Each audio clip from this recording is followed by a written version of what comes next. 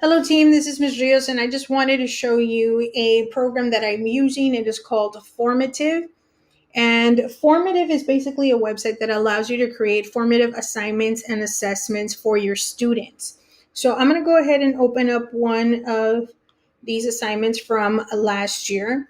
So Formative allows you to add a variety of questions. These are all the question types that you can add, as well as content. You can add audio, you can embed videos, or even add puzzle within formative, images, text, other videos from YouTube, from your Google Drive, and a whiteboard. Or you can upload your own content, much like the way that I did this one from last year, where I uploaded a selection test from our book. And then I made it an interactive assignment or a digital assignment by adding the questions. Okay. And so then let me talk to you about the questions a little bit. So you have, like I said, different types of questions that you can add. But the neat thing is that on most of these, you can select what your correct answer is. And then let's say I were to change it to multiple selection and that both A and C are correct in this question. It allows you to give partial credit. So it won't just automatically count it wrong. If they got at least one of those answers correct, you can choose to give them partial credit. You can also randomize the order of the answers. Obviously, right here, since it's A, B, C, D, then it wouldn't work. But let's say that you had different answer choices without the A, B, C, D, you could randomize the order. And then you could always add different things where they can show their work. So, for example, if this is science or math, or you need them to draw or highlight or do something like that, then you can also add that where they are able to edit the background, and then they can show you their work.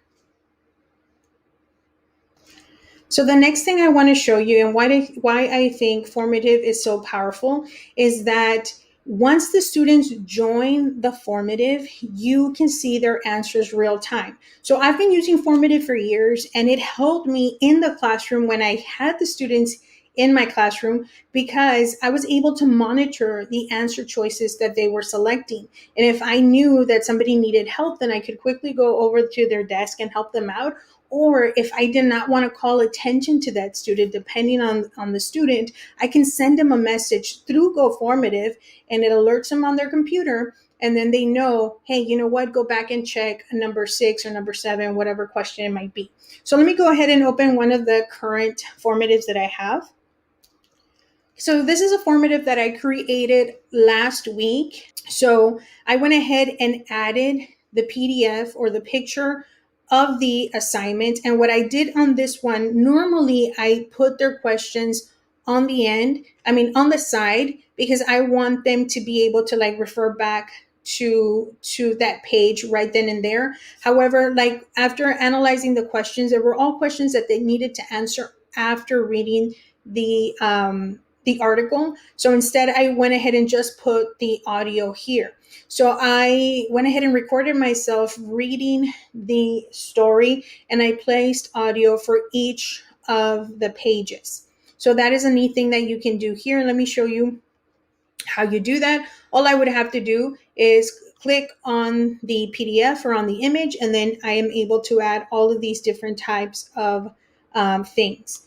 Now, let me take you to the bottom where I started adding the questions. Like I said, you can select the answers right here. I also recorded audio for the questions, and it is as simple as clicking on this plus sign. I already typed up the question, and I can still add another audio. I can embed a video. I can add emojis, images, math, or even a video. Okay. But the really neat thing about GoFormative is that you can see their answers live. So when I go to view responses, I can see all of my classes. And I'm going to go ahead and hide the names for now. And so then I can see third period, and I can quickly have a overlook on each question, or I can click on the totals. And then here I can see how the students are doing. Obviously, this is not being displayed to the students. This is something that I see on my own, and they are live and in my class. And as they're answering those questions, I can help them. I can offer support. So it gives you the responses real time. Now, let me show you an example of one where they might have joined, or how do I know if they joined? Okay, so let me show you this one right here. Okay, so if I hover over this button, it tells me when they open the assignment. So this particular student did click on the link.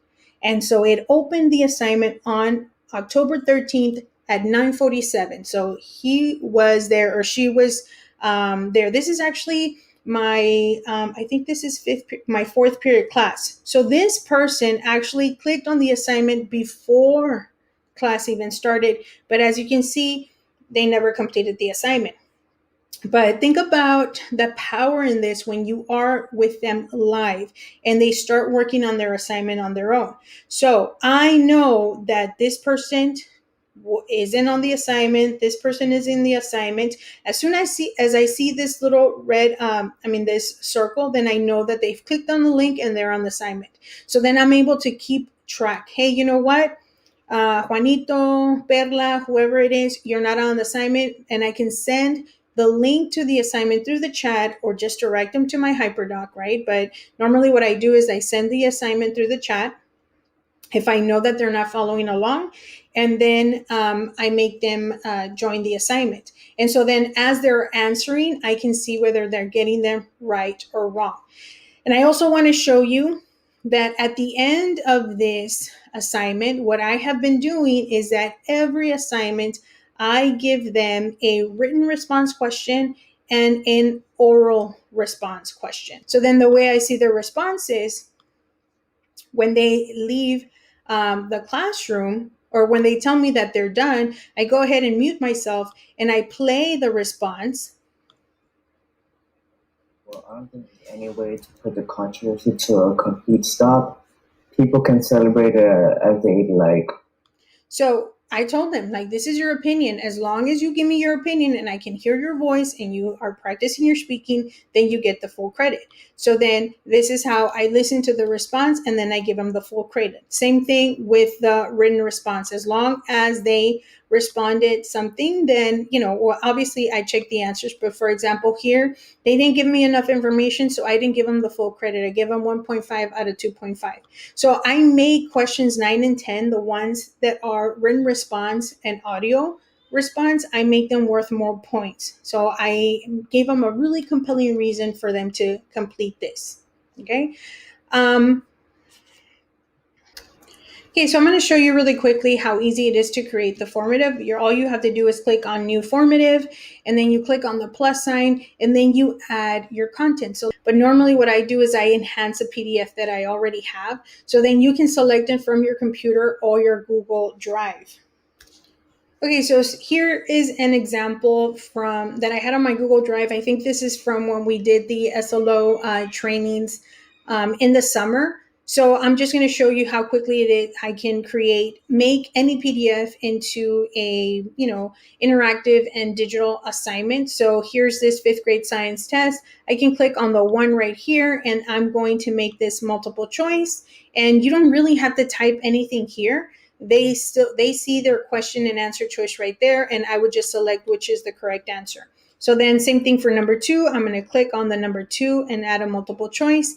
And so for this one, I would change the letters to F, G, H, and J, and then select the correct answer. And then that's basically all you have to do when it comes to the multiple choice. But let's say now you've already added all those multiple choice, but you also want to add a video before your actual assignment. You can click on this plus sign, and I'm going to click on video. And you can add a link from YouTube, from Vimeo, or from your Google video shared link. So now that we have Screencastify, or if you're using Loom, you can go ahead and post that link right there, and it should work. So I went ahead and added a link from my Google Drive of one of my videos. I'm going to click on update, and then there is the video. So you should be able to see a preview of the video, and then that's how you know that it works. So like I said, you can also add audio. Now, the audio and some of the features that I'm showing you are in the paid version, and I'm paying for the paid version for my class.